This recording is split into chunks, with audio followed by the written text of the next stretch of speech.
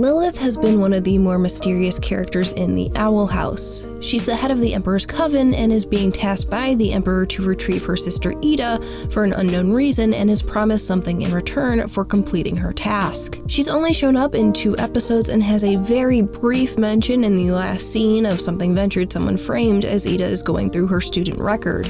The incident report reads as follows. At 1200 hours, Edelyn Clawthorne raised an army of abominations to start a food fight in the cafeteria after her sister Lilith's lunch money was stolen. The abominations then gained sentience and revolted against Edelyn, forming into one giant abomination and taking over the school. Edelyn, Lilith, and the thief had to form an unlikely alliance to stop the giant abomination from destroying Hexside. And really quick, I just want to mention that I think it would be interesting if this thief from the report actually had some significant role later on in the show. I could see this being very subtle foreshadowing, and the fact that the thief's name was excluded yet Ida and Lilith's names are present is a bit odd. Maybe it's a bit of wishful thinking on my part, but I still think it would be an intriguing twist. But getting back to the point of this video, from the incident report it confirms that Ida and Lilith attended Hexside together and are close in age. From Convention, we know that the curse is changing Ida's appearance, giving off the impression that she is much older than she actually is.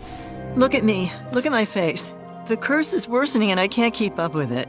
I don't know how much time I have left. I'll admit I was surprised when I first saw you today.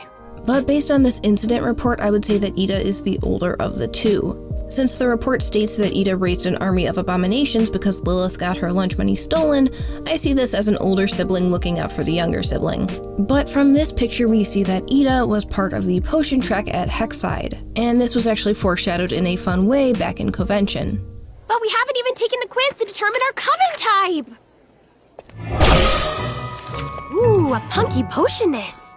So with Ida's track known, that leaves the obvious question of what track was Lilith in. Now, as I said before, there's been little to no information on Lilith other than what I gave at the beginning of this video. So how are we supposed to guess what track she was in? And the best way I found is to look at the colors of the circles that witches draw to perform magic throughout the series. Keep in mind a lot of this is speculation, as there are still questions about how tracks, covens, and magic works, so take everything I say with a grain of salt.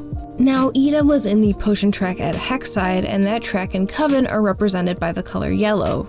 Ida's circles are also yellow. And we have seen throughout the series that characters have circle colors that match their tracks. Amity's circles are always a pinkish purple, and she is part of the abomination track, which is represented by the same color.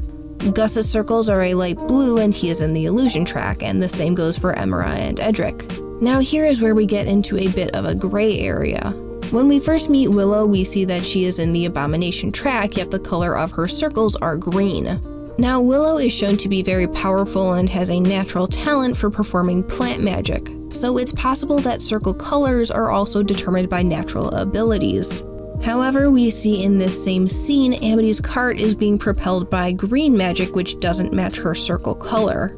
But we've seen magic circles be drawn by witches, and the magic illuminating from it doesn't match the caster's circle color. We see this in Lost in Language when Luce is talking to the librarian, who has red circles, but the scroll he summons is yellow. So it seems that the color of magic performed isn't always linked to the caster's circle color. And then there are cases where the circle color doesn't seem to match the school of magic.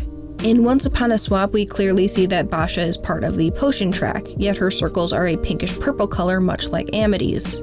Could Basha be in a situation like Willow, where she has more natural ability in the Abominations track, but she's in potions instead? Possibly, but we've gotten so little about Basha that it's hard to say. In Something Ventured, Someone Framed, we see 2 students who are wearing a healing track and bard track uniform, yet for both of them the circle color is yellow.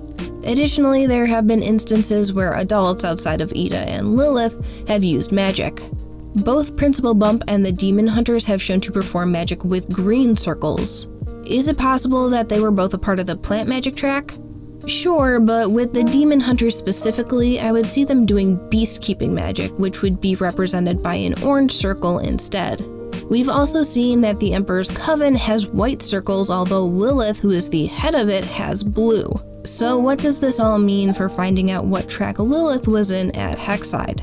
Well, it seems that circle colors related to tracks or natural abilities seem to be the most accurate. though there are those instances like I just described where the color of the circle doesn't have a direct correlation to the track. Honestly, there are still plenty of questions when it comes to magic, so I'm sure we'll get more clarification on this later.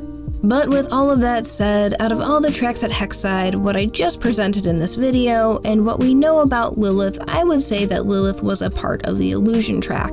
Her circle color is blue, so if we're going off track color, then that narrows it down to illusion or healing. But if we listen to what Gus says about the illusion coven, I think that this fits Lilith. Ah, you've been taken in by the allure of the illusionist coven. We like to magic with a hint of showmanship. I mean, Gus said that they like to magic with a hint of showmanship, and then Lilith comes into the Emperor's Coven panel like...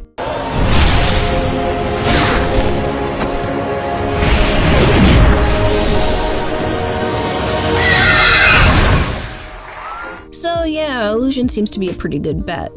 We know that being a part of the Emperor's Coven allows Lilith to have access to all forms of magic, and she's probably the most powerful witch that we have seen in the show so far. But in terms of her beginnings, I see her being a student in the illusion track. Hopefully down the road we get some sort of flashback episode that shows us what Ida and Lilith were like at school, but until then we can only speculate Lilith's time at Hexside. Thank you so much for watching, I hope you have a fantastic day, and until next time guys, take care.